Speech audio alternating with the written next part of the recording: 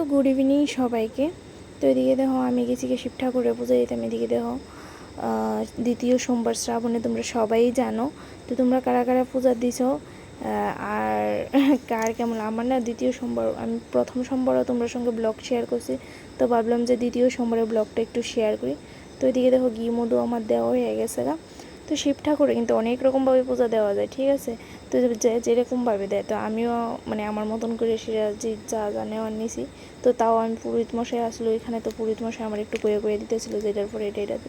তো এদিকে দেখো দই দুধ দিয়ে সেটা আমার কম মানে করে এলেছি। এদিকে একটু চন্দ্রবিট্টু নিয়ে এলেছি। তো তোমরা কে কীরকমভাবে দো বা কে আসবে মানে দেওয়াটাই বড় কথা, মন থেকে দেওয়া এটাই বড় কথা। তো এদিকে দেখো তারপরে আমি জল দিয়ে সেটা স্নান করাই লাইতেছি। তো আর কি, দেখতে থাকো ব্লগটা। নম সর্ব মঙ্গল মঙ্গলে শিবে সর্বার্থ সাধিকে শরণ্যে ত্রাম্বকে গৌরী নারায়ণী নমঃ।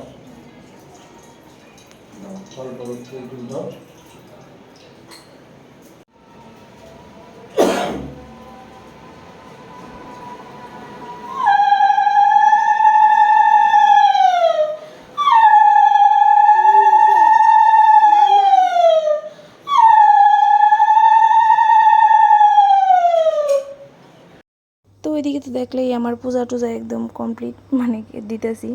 তো তাই ও আমার সব কিছু করে দিল। গত সোমবারও তাই আসছিলো, তোমরা দেখছো, আর এই সোমবারও আসছিলো। তো যাই হোক, ব্লগটা ভালো লাগলে সবাই একটু লাইক কমেন্ট শেয়ার